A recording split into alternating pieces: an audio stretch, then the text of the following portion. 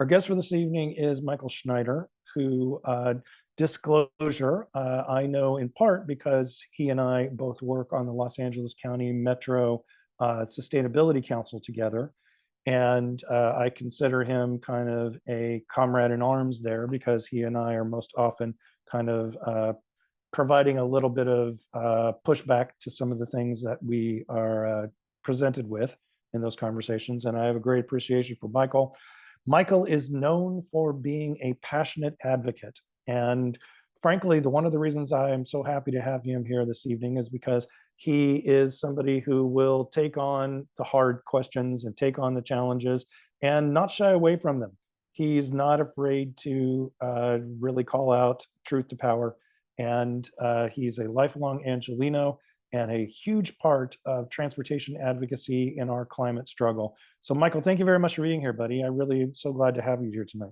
Thanks for having me. Can we start, since we are interested in you and not just the cause, can we start where you can tell us a little bit about your background, why you came to care about issues like safer streets and cycling and pedestrian interfaces, and just kind of the process that led you to being involved with Streets for All and the path that got you to that moment?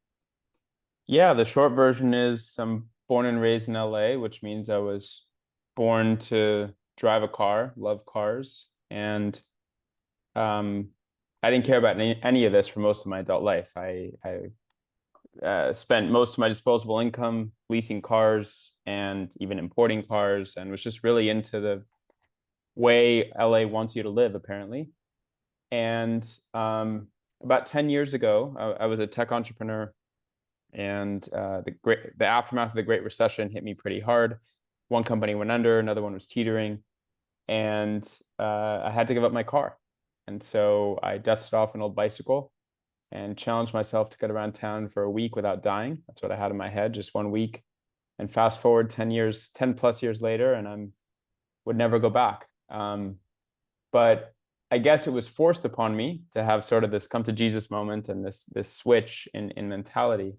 I cared about climate change, the theory of climate change, but I had never connected my own habits and transportation habits with contributing to climate change or contributing to a system that isn't great for the planet. And if you get on a bicycle even for a day in Los Angeles and try to get around, it'll radicalize you really fast, and piss you off. And it really pissed me off. I'm like, why do places in the world with the best bike infrastructure have the worst weather? And why are we here in Southern California with the best weather and the worst bike infrastructure? None of it made any sense to me.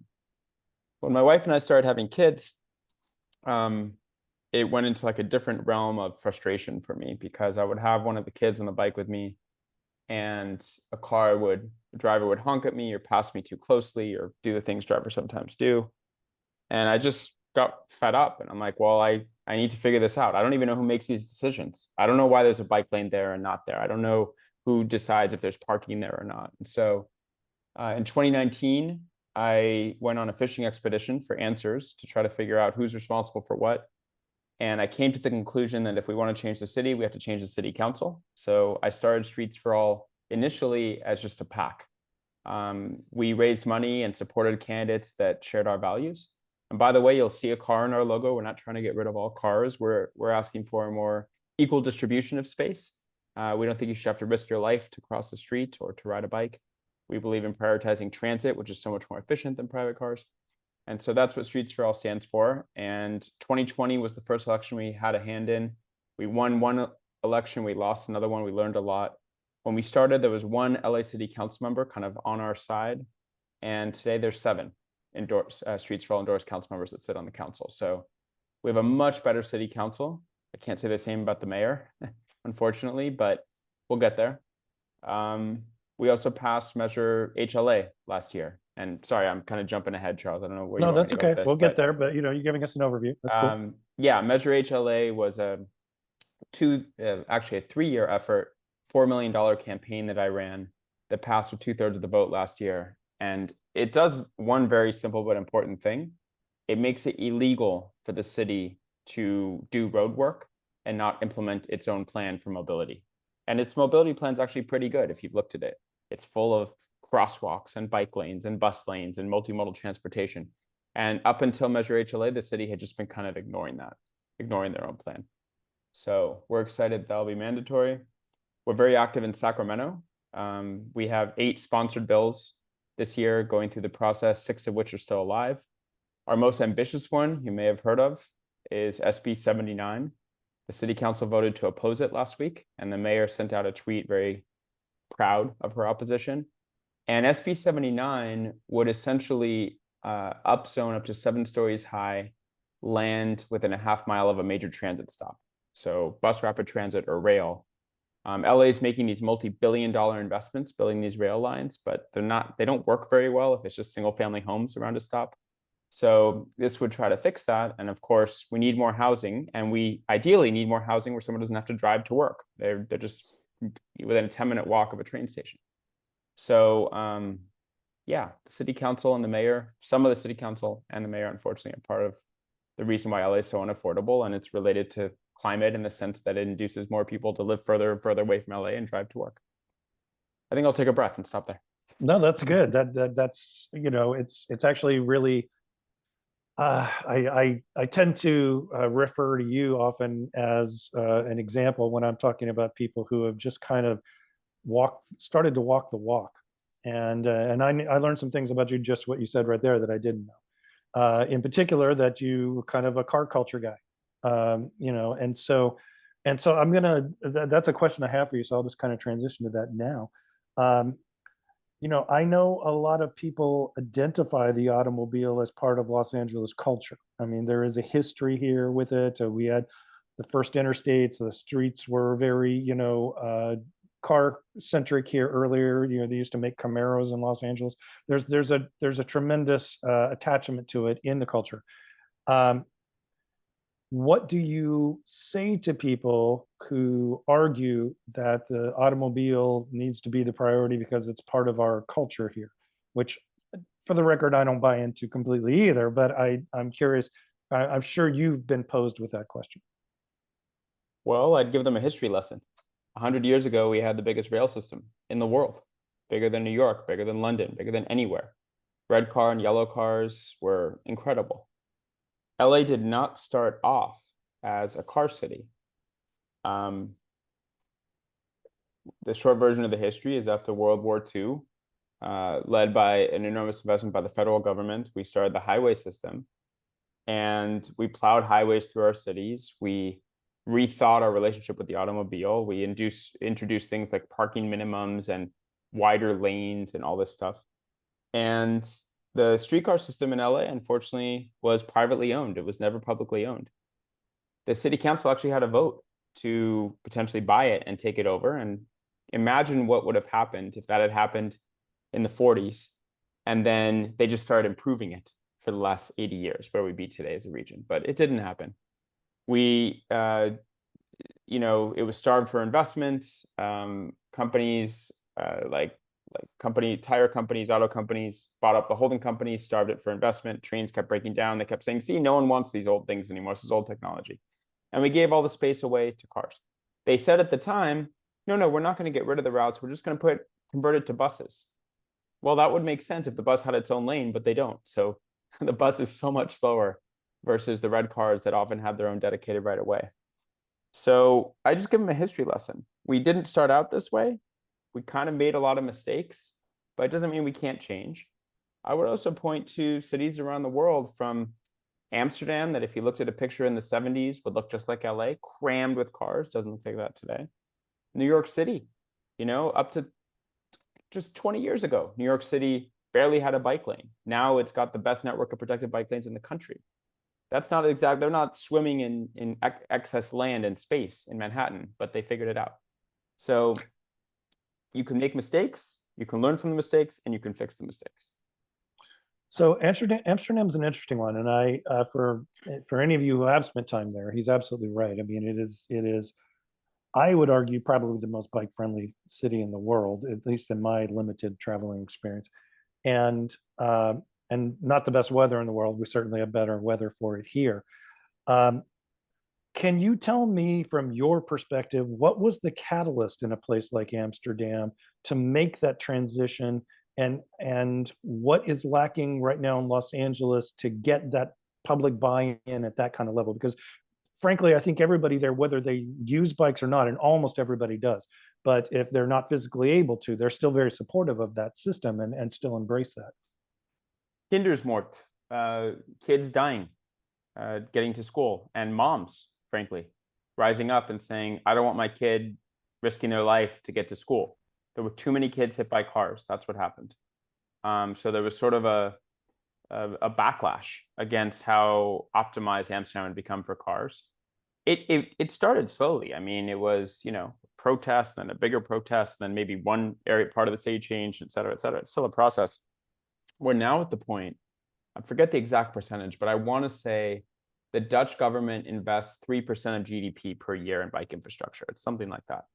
And as a result, the freeway overpasses, four level freeway overpasses that some are very proud of in LA.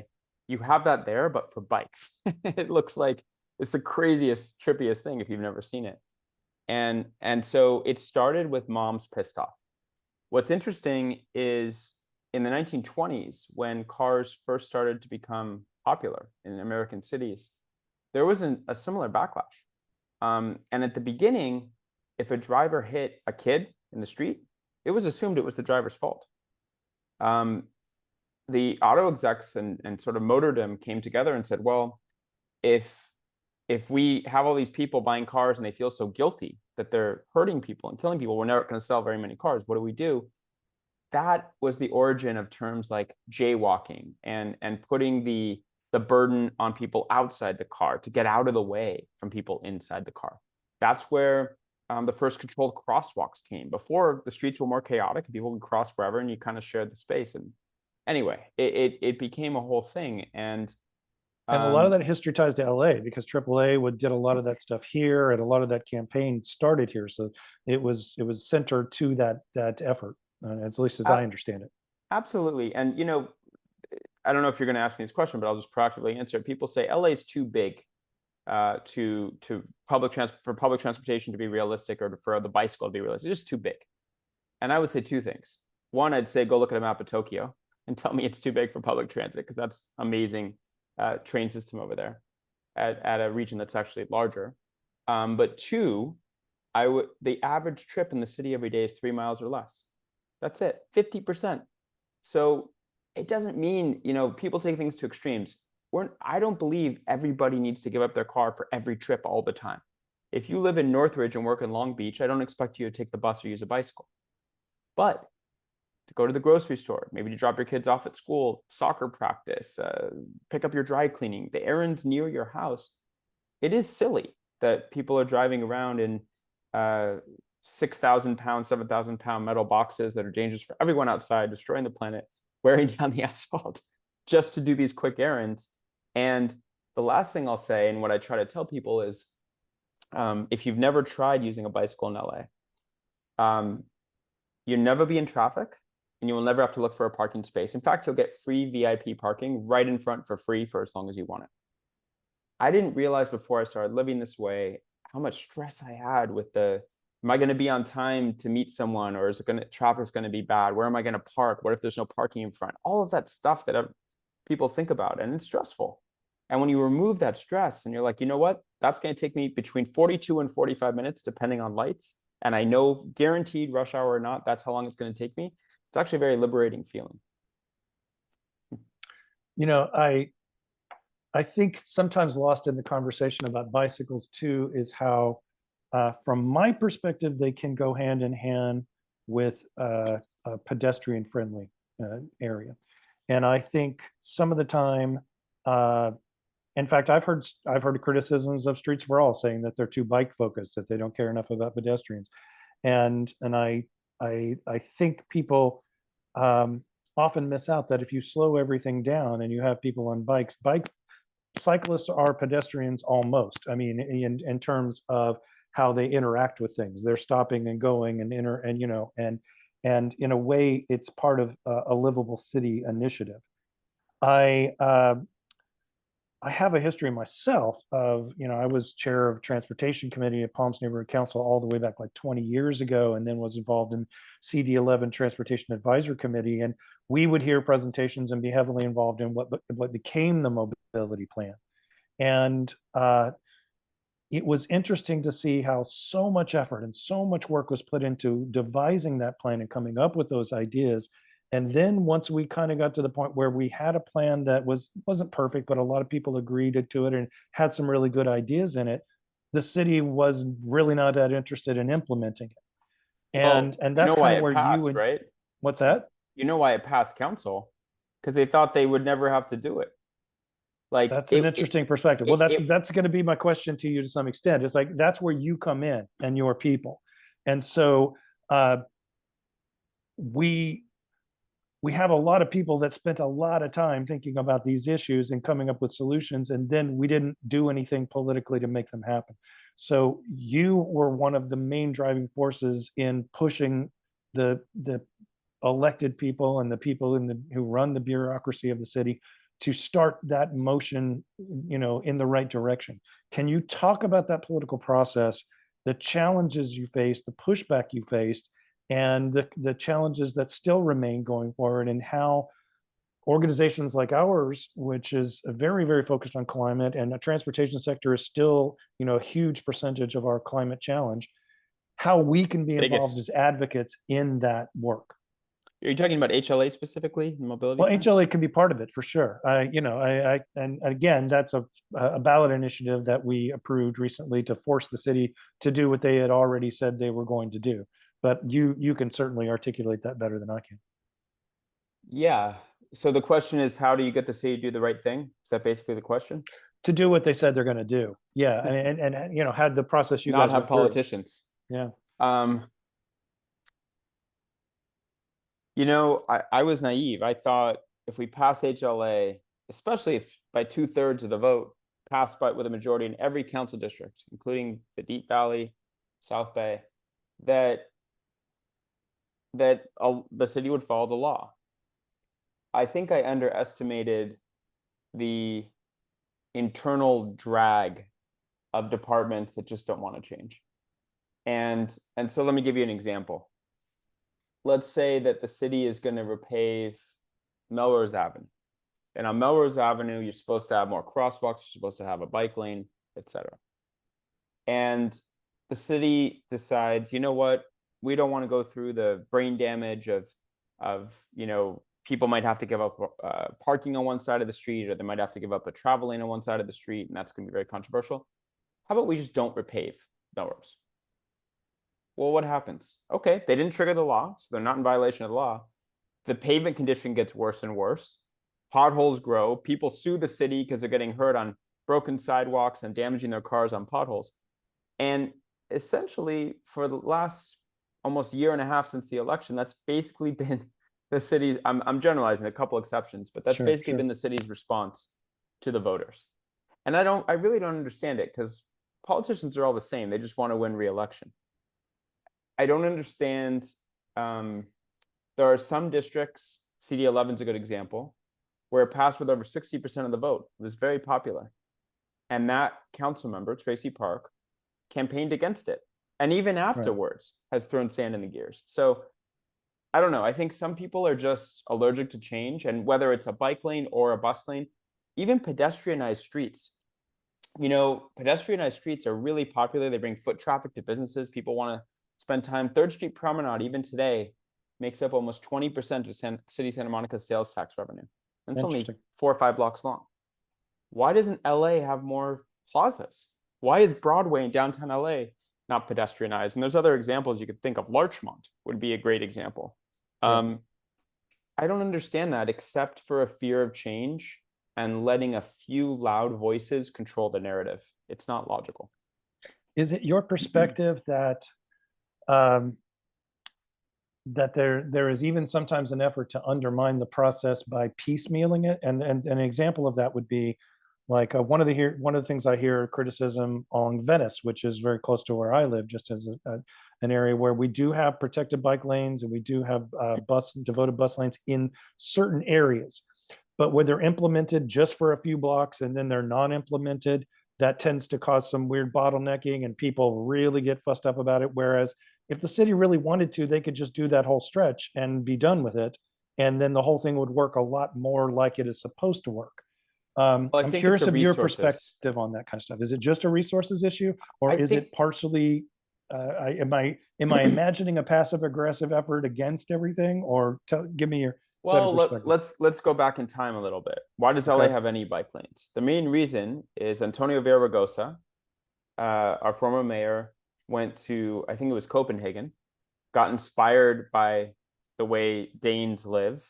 Almost 60% of trips are taken by bike in Copenhagen, and came back to LA and started riding his bicycle. He fell on Venice Boulevard. He broke his elbow. He said, "This is bullshit." And then I'm the mayor. And he ordered LADOT to put in bike lanes everywhere they fit. So DOT said, all right, where do we not have to remove parking? Do we not have to mess with travel lanes? And we can just kind of plop them in. Venice Boulevard was one of those because it's a former red car route. It's so wide. That's also why my favorite example is Crescent Heights, south of Pico, has a bike lane for 3 blocks that doesn't connect to anything on the north or south side. They just put them where they fit. So do I think that's progress? I mean, I guess, but it's certainly not. Nobody in Los Angeles with power, I'm not talking about a bike coalition or an advisory group or something, but with power, has ever looked at LA holistically and said, where do people need to go? And what is the minimum viable backbone network we need to create to get them there? No one's done that. The mobility plan kind of does that, but it's huge and there's no prioritization. And so that's why you get these drips and drabs. Venice Boulevard, just to answer your question, Charles, is a former state highway, Right. Caltrans right away. It was relinquished to the city along with $8 million to bring it up to what is called a good state of repair. So the city used, but it was only relinquished from the 10 freeway to Lincoln. So yeah, that was a portion of the state highway. So that portion is $8 million. That's why the work only was done there, because that's where the city had the funds to do it. It's a lot about resources. The city is incredibly starved. I'll give you another one. I don't know if you know about this, and it's kind of a boring topic, but it's really relevant to all of our work. ADA required curb ramps are a huge issue for the city right now. And the city for the last 10 years has basically not been following federal guidelines, which say you need to have a ramp in each direction. You can't have a diagonal one that goes towards the center of the street. But there can be no lip. It has to be perfectly flush with the street. Things like that. The city had not been doing that. 10 years ago, it cost the city of LA about $4,000 to do a curb ramp. Today, it's 50. The city of LA has budget in this year's budget for about 200 curb ramps. And there's 4 of these per intersection. So that's 50 intersections in the entire city. If you want a bus lane, if you want a bike lane, if you even want a repaving without any of that stuff, by law, they now have to put in these curb ramps and they don't have the money. Right. So Right. it's And with the curb ramps issues, I mean, a buddy of mine recently left the city attorney's office where she was in charge of dealing with the lawsuits that came in for curb ramps and came in for sidewalks that were damaged by trees, by encroachment there. And I won't name her name because I don't want to violate that, but she said that, one of the reasons that she got frustrated working there is that the city had kind of taken the position internally that it's more cost effective for them to deal with people having, tragedies and the lawsuits that happen rather than dealing with the problem holistically in terms of cost effectiveness. I wrote an op-ed on this a couple of months ago. We actually are spending right now more money paying out lawsuit settlements to people that have been hurt and sometimes killed than we are in fixing our streets and sidewalks. Yeah. It's an insane situation. Yeah. And it seems to be getting worse. The sidewalks are getting worse. We have a 20+ year backlog. Right. It's really bad. And it's the definition of insanity to, aside from the loss of human life, which is horrific, just financially speaking, it makes no sense to spend more money settling lawsuits than fixing the infrastructure. I feel absolutely compelled, even though it's a little bit off the topic of this, to point out that a lot of our sidewalk issues are a result of 100 years ago. And for most of the 20th century, we planted a bunch of non-native trees that were terrible choices for our sidewalks when most of our native trees root straight down and would be much less of a conflict with our sidewalks. That's just me throwing that in there. My next question for you, Michael, though, is Metro's currently going through a huge boom. I mean, we're building more transit than any other system in the entire country at this moment. A lot of it's focused on the upcoming Olympics and some other big international events that are happening in LA.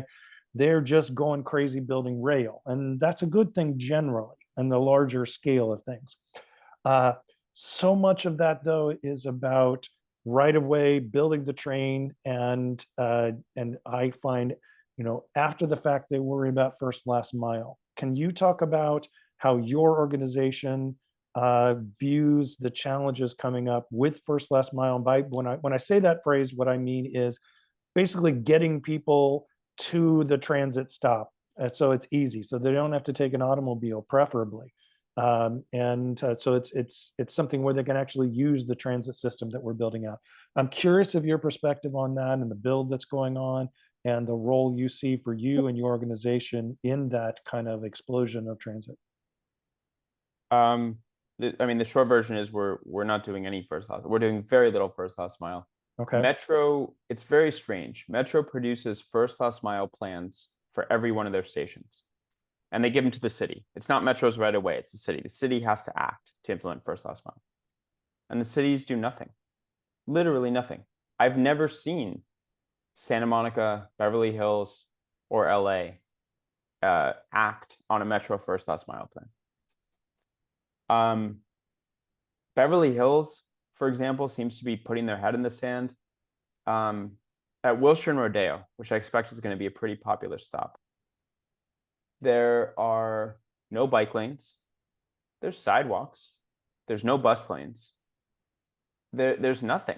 There's not even loading zones. And I think what you're going to have is a shitload of Ubers and Lyfts idling, circling. It's going to be horrible because they haven't put in any of the infrastructure that if you live in the flats in Beverly Hills and you want to take the train, you could do a 5-minute bike ride, but most people are too scared because there's no infrastructure. It's really bad. So what's the solution for us as advocates in terms of addressing some of that? Well, Metro changed their policy about 6-7 years ago to try to incentivize first last mile. Cities have to contribute 3% of the cost through their city. And they said, instead of giving us the cash, you can do first last mile instead and charge that against the 3%. The benefit to the city is you have lasting infrastructure that stays forever instead of just writing Metro a check. Maybe that's going to help around the Westwood area, those stations, because Katie Yaroslavsky, who's also on the Metro board, cares about this issue and has introduced several motions to make sure LA is doing first last mile around Westwood. So that could happen. But as far as I can tell, Beverly Hills is just going to write the check. And LA on the station at La Cienega is technically in Beverly Hills, but the Fairfax station, the La Brea station, I don't think they're going to do it. I don't know how to get them to do it. I think they're simply advisory. That's the problem with the mobility plan before HLA. It was just advisory. These first last mile plans are just advisory. You can, and the problem is if you say to Metro, hey, what's going on with the first last mile plan? They point to the city. And then if you ask the city, they'll say they have no money. So I'm sorry to be so pessimistic, but I don't know. Well, that's okay. I mean, that's part of the process. I mean, you brought up SB 79 earlier, and that's kind of one of my doubts about that. I mean, for the record, our organization has come out with a conditional support of that. We'd like to see some adjustments to it, but we are in favor of that as well. And I know that you mentioned it earlier. My concern about or SB 79, which is incentivizing development and density near these transit-oriented communities, near the transit that we're building. My concern is that Metro will get the permission and Metro will get the dollars, and they're required to kind of identify and lead this, as I understand it.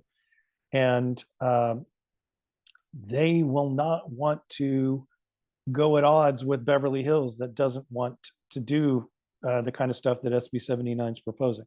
And so Metro has nothing to do with SB 79. I thought the individual transit agency was responsible for identifying and then pursuing Just on their the land. development. Just on Right. their land. Just on their land. Okay. Yeah. SB 79 would apply within a half mile of a stop. Right. So homes. But this would also give transit agencies like Metro power to build, for example, 100% affordable housing over Right. their own stop. Which is a chunk of land for Metro. I mean, it's not an insignificant amount of development. So so give me your perspective when, and we're going to open it up to questions here in a little bit. One of the things we hear is that people don't want to see the nature of their neighborhood change. There's that pushback, especially people who are in single family home neighborhoods that happen to be near transit stops.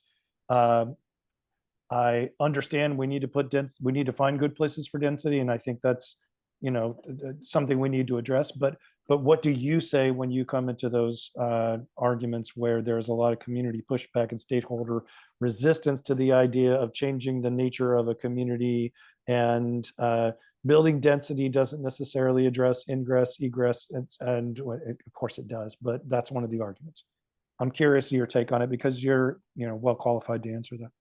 I'd say a few things. Do we want to live in a city that's only for the rich? Or do we want to live in a city where our kids can maybe afford to live here? It's a very real question. LA is the 5th least affordable city in the world. 5th least affordable. It's getting worse and worse. No one is saying you can't have single family homes. 70% of LA is zoned for single family homes. Maybe it would be 68% if SB 79 passes. I mean, nobody is throwing a dagger into the heart of LA's, the feel of LA and the homes. But I grew up in Rancho Park. My parents still live in the house I grew up in. 2-minute walk from the Rancho Park Expo Line station. Right. It is the worst land use to have all these single family homes around a light rail station. It just is. And if you want to incentivize more housing without parking and without clogging up our streets more with cars, the only way to do it is to do it close to transit, high quality transit. So if LA keeps on its course and we Mayor Bass issued ED1 for 100% affordable housing. There was an explosion for a few months of 100% affordable housing applications. She scaled it back because of homeowners' complaints. The city exempted single-family homes from CHIP, even though a UCLA study said that that would mean LA would not meet its state housing required goals.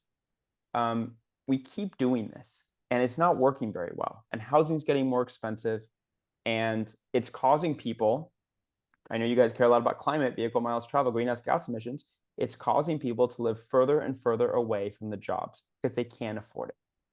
So if you want to reduce vehicle miles traveled and greenhouse gas emissions, build housing so people can actually afford to live near where they work.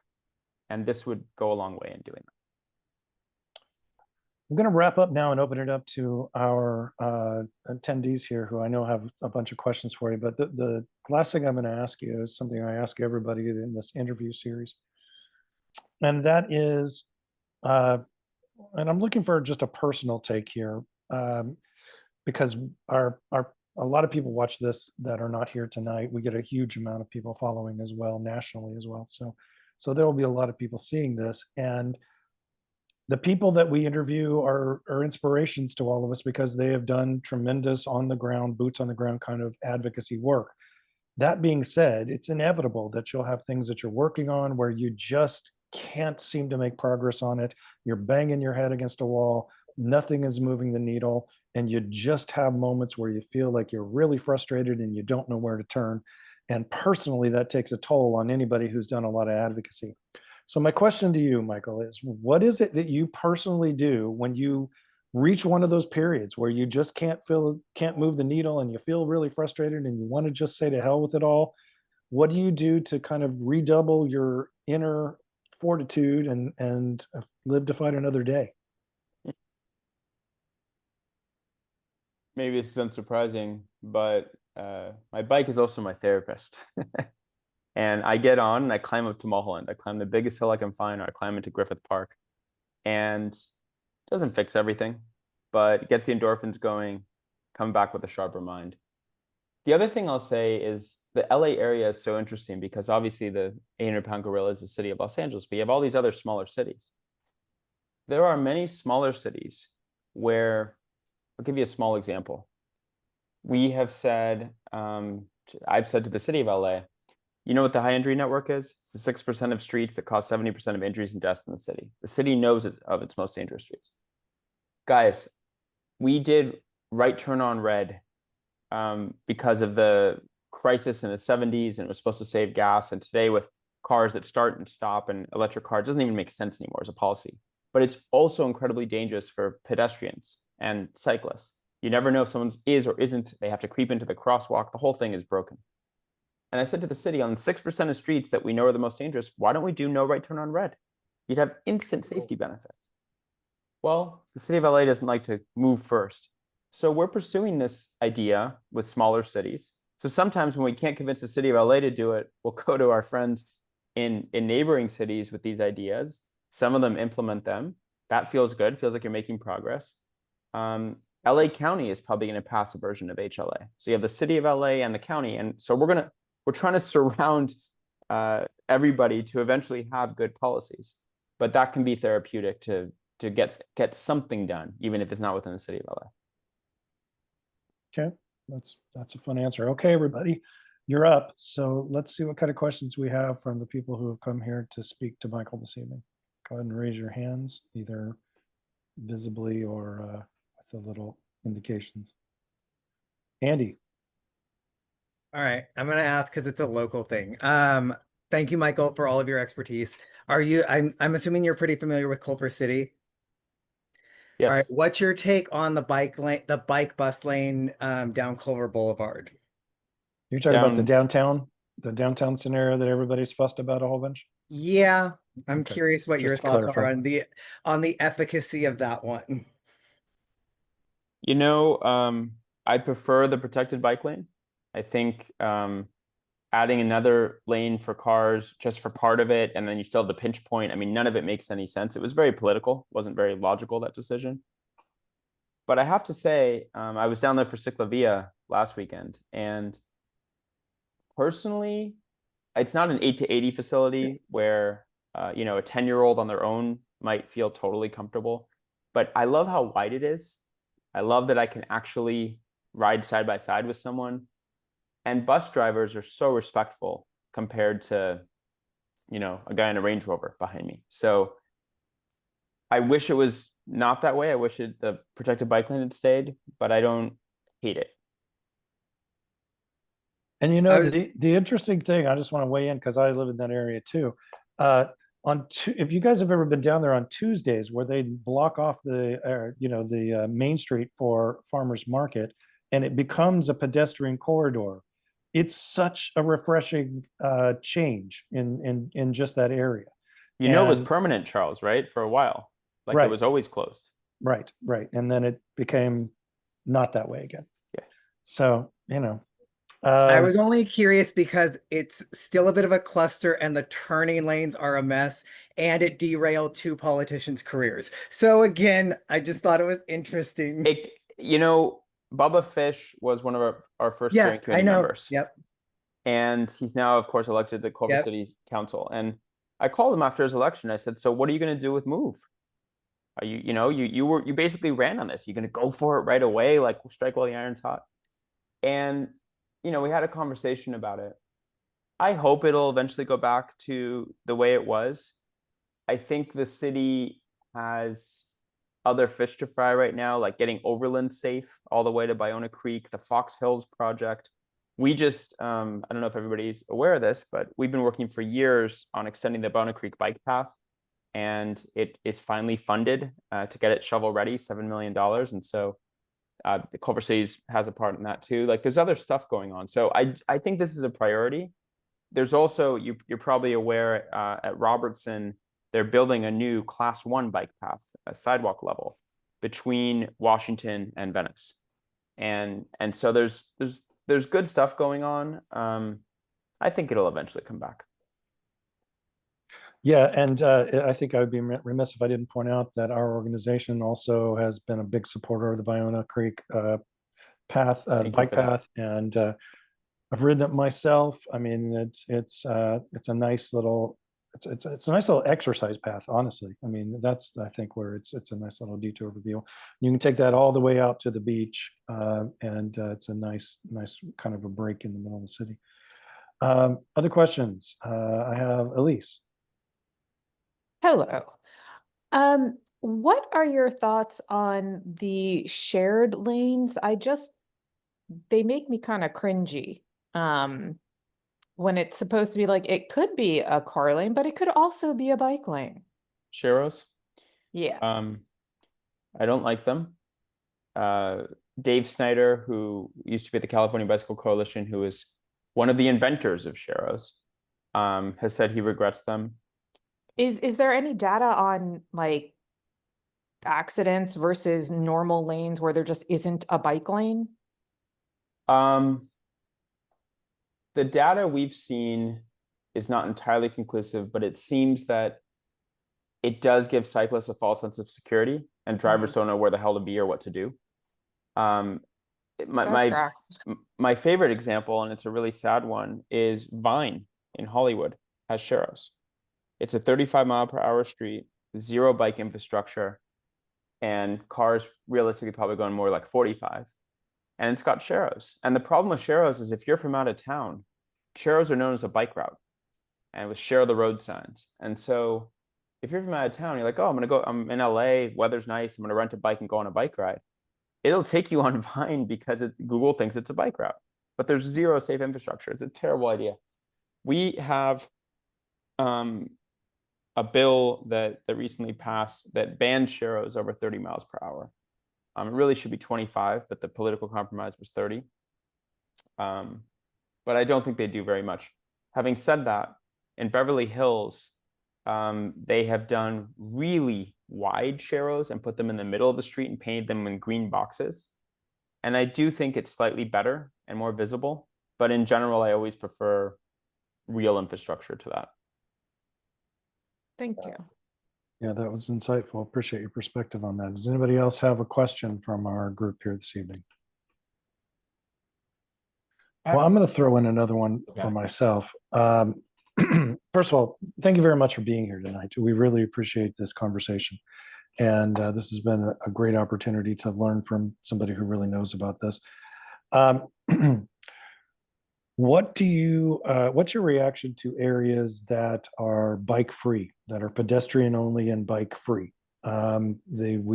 We have some areas like that in Culver City now, and I know in some other cities around the country they do like pedestrian only streets, and you're required to walk your bike through those areas. Sometimes there's resistance to that in the bike community. Sometimes there's support for it, but I'm curious about your kind of your reaction to those kind of pedestrian only corridors. I think pedestrian spaces are fantastic. I do think because most bikes don't go very fast, and most people, the differential, I'll put it this way, the differential between someone walking and someone on a bike is maybe 10 miles, 12 miles. The problem is the differential between someone on a bike and someone in a car, which could be 30, 40, 50 miles of differential. I think people, whether they're walking on foot or on a bicycle, interact well together, mostly. You have your occasional asshole, but mostly. And so I don't see them as being in conflict, and I love pedestrianized spaces. I think, I recently participated in a Facebook group message. My friend Sam Yebri wrote it, where he ran for CD5 and lost to Katie Rostovsky. And he and I often don't see eye to eye on some of these issues, but he said, man, Westwood Village is just dying. The vacancy rate's so high. And now the city took away free parking. You got to pay a few bucks to use the parking garage. This is awful. And, I responded, I knew I was kind of going to poking the bear a little bit because I was pretty sure his followers wouldn't agree with me. But I'm like, if you want to revitalize Westwood Village, pedestrianize Westwood between Wilshire and UCLA. Make it a pedestrian mall. Make it plant trees. Put outdoor dining. Like, make it a place where you might actually want to hang out and go, not just a place you go through or you go to get something and you leave. That's how you would get foot traffic into those businesses and revitalize the village. They did just pedestrianize, I think it's Lynbrook. It's a long block near UCLA. Right, right. That took like 9 years or something to do one block. So I just think pedestrian spaces are great. And I think it could be a huge solution to get a lot more foot traffic into our small businesses. Yeah, I think in particular with Westwood Village, with the coming transit stop there, I mean, that's just a no-brainer to pedestrianize as much of that as possible that connects it with the campus. Michael, you have a question. I wanted to ask about the Metro bikes that you can rent and e-bikes. My perception was that there aren't very many e-bikes, but maybe that's out of date. Do you have any sense of like how that's going, and if that something that is useful for people commuting? Well, first of all, I think e-bikes are the biggest deal since the invention of the bicycle itself, the modern bicycle. Like, they flatten hills, you can carry groceries, you can carry people, you can carry your dog. It's just a game changer. Electric cargo bikes in particular, I have an electric cargo bike. I carry my 3 kids in it. It's my SUV. I've had it for 4 years. I spent $14,000 on an electric cargo bike. Can you describe a little bit about what that is for some people who don't know? Yeah, it's a bicycle that carries cargo either in front or back. In my case, it's called a Bach-Fiets. There's a big bucket in front. There's 2 seats and then a seat facing the other 2 seats. So there's 3 seats with seat belts. And it's fantastic. It's got a covering on top if it's too sunny or if it's raining. And that's how I carry my kids around. I spent $14,000 in 2021 on this electric cargo bike. And you hear that and you're like, that's insane. That's insane cost for a bicycle. And my wife was like, you're spending what? I said, okay, how much? I'll buy it. Take the cheapest car. How much is gas? How much is insurance? How much is parking? And that's an ongoing thing for as long as you have the car. Now, take the $14,000. I'm going to use this for at least 7-8 years. I want you to divide that and tell me, can I find a car for $2,000 a year all in? It's impossible. I'm 4 years in. So I guess I've spent a little less than $3,000 a year. And it's such a joyful way, and I'm never in traffic and looking for parking. I know that wasn't your question. I'll get to Metro, but I just want to put in a plug for electric cargo bikes because most Americans haven't tried them. If you're in Culver City, you can stop by the Wambi store on Washington. And this is a great service where they'll lease you a bike and they'll drop it off at your house. And if it's stolen, it's insured. And if it needs maintenance, they'll come to you. And if you don't want it anymore, just stop paying. They'll come pick up the bike. It's a great way to try it. So back to Metro. Metro bike share, they do have a fair amount of e-bikes from what I've seen. The biggest problem with Metro bike share is it's the only mode at Metro that it has to somehow turn a profit. Rail doesn't, buses don't, but the bikes do. Metro does not take it seriously as a mode of transportation. It's a huge missed opportunity. The K-Line Northern Extension, for example, is not going to be built for at least, let's call it 7 years, best case scenario. So if you get from the airport onto the new train and you get off at Expo Crenshaw and you need to get to the D line at Wilshire, that's actually not that far, maybe 2 miles, 3 miles, but it's too far to walk. And it would be a great use case for a Metro bike, especially an e-bike. The problem is there are not enough stations. We had good intentions with equity when it came to bike share, but what it really meant is we put a lot of stations around lower income communities, and we missed the center of the city where a lot of people will need to go for jobs or errands or doctor appointments or whatever. So I had a meeting maybe a year ago where someone met me. I live near Melrose and La Brea, and I met somebody, and they pulled up on a Metro bike, and I'm like, there's no dock near here. They're like, yeah, unfortunately, I'll just pay for it, and then when I'm done, I'll get on it and go back to Hollywood and Highland. It's ridiculous. In New York City, if you look at the city bike system, you literally can't go 3 blocks without finding a station. And just for the people who don't know, I want to just point out what Michael means about the docking system is that when you rent these bikes, you pay for the bike all the time you're using it till you go and then put it back in a corral. And so there's no place to park the bike near your destination, then essentially you're going to keep paying for it all the time you're at your destination until you turn around and drive back. Did I say that fairly much? Yeah, you said it perfectly. And Okay. my point is we need many more stations. I don't know if everyone's aware of this. 3 years ago, Metro put out an RFP for a bike share provider and with a massive expansion plan. Lyft and was it Bicycle Transit Systems? Might be getting that name wrong. The current provider both bid. And then there was a huge outcry. We can't give this to Lyft. They're, an evil company. They do run City Bike. They're an evil company. And so Metro said, okay, we're going to rebid it. Took them another year. Then they rebid it. Came back. This time, Lyft apparently had somebody on the subcommittee that was handling the bid, or there was something weird like that. So they threw out the bid again. It is in such limbo. And we need so many more bike share stations. They're useful for first, last mile. And they're very useful for connecting between metro stations until we have the Sepulveda Transit Corridor and the K-Line Northern Extension and, the stuff that will eventually come. Sorry, I'm talking in jargon. Yes, RFP equals a request for proposal. Cool.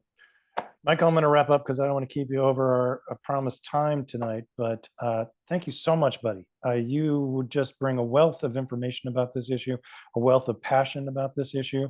And we consider you a very important partner in our work and climate. And I want you to know that you have my commitment to work with your organization anytime we can be of assistance in what you're doing, because we understand the importance of it. We understand how critical it is to the climate work and to the larger effort of sustainability. So thank you so much for being here tonight, and keep fighting the good fight for us, man. Thanks, Charles. Pleasure to be on. If I can be of helpful to you guys, please let me know. And also thank you for your leadership on the Sustainability Council. You and I are sometimes lonely in that corner saying this makes no sense or this is BS. And, like you said, calling truth to power. So I appreciate your partnership there. Well, we'll stay at it. And for those of you who don't know, I believe it's streetsforall.org if you would like to check out the website. I know you guys are expanding into the Bay Area up north as well. So lots of exciting things going on there. And they often do interviews and things that you can watch there as well. So check out